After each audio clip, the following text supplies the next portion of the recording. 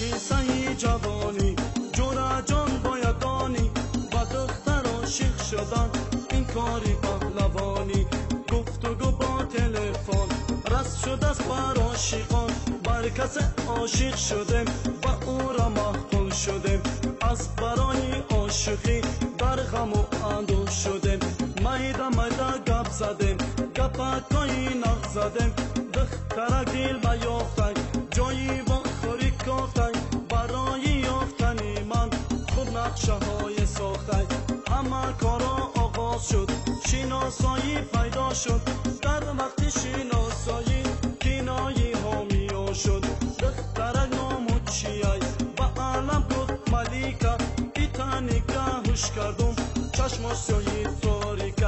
خود به خود فکر کردم از او خود مدور کردم آخر آمد به پیشم عاشقی مجبور کردم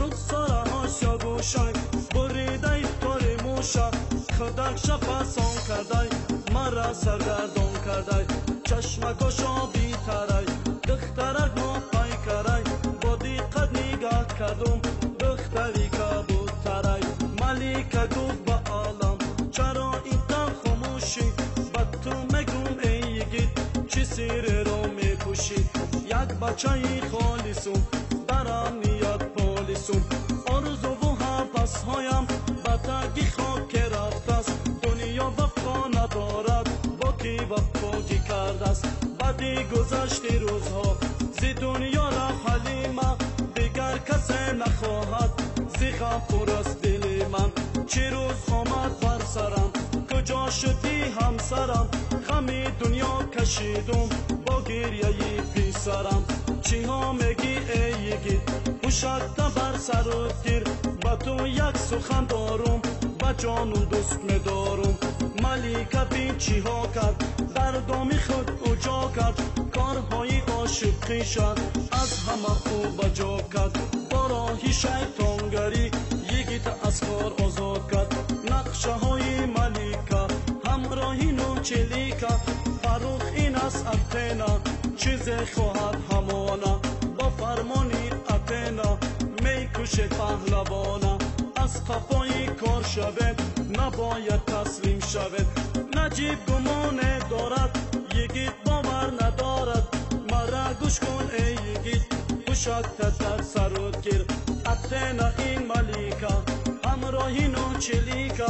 با فرمانی نو هر خوش علی مرا تو چکش چی ها میگی سر دارم از این گپ ها بیزارم مرا بر حالم گذار با آنها کار دارم فروخ اول تو گپ زن بیا در جانم نزن بگو کی اثر دارد با تو چی کارو دارد با تو میگم کبوتر تو را کی فرمان دارد خلد و نبیر میترسد از ترس او میلرزد همه سیر و اسراره با پورگی او گپ زد یک به یک او دستگیر کرد و پانچه را از تیر کرد در ماشینش نشسته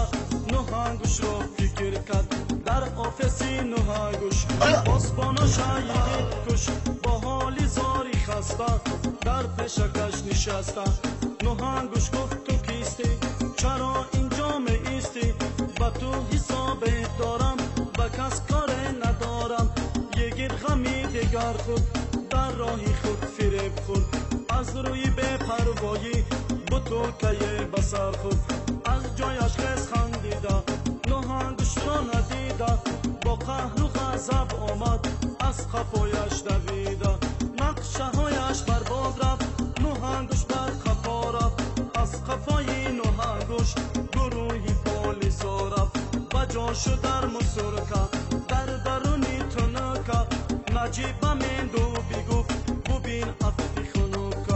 او را به محبس برد برو صابون بخرد ببین حالی خود شد بشوید از رو شد نوهنگوش ترمه شد دلم کمه آرام شد نوشتنی این شعره چند روز و چند ماه شد تماشا کنه دوام شد دوامی سریه ها شد گوش کنه تاجیکی شد نمیفهمه ترکی شد استودیا هم صدا برایت کنم دعا هر صدای دل تو هم صدای دل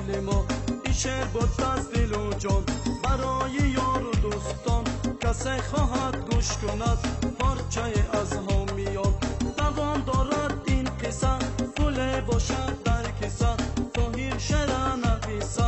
آینده پالیسه. مؤلفی این سرود بر شما میگه درود. سلامت باشد یاران با قصه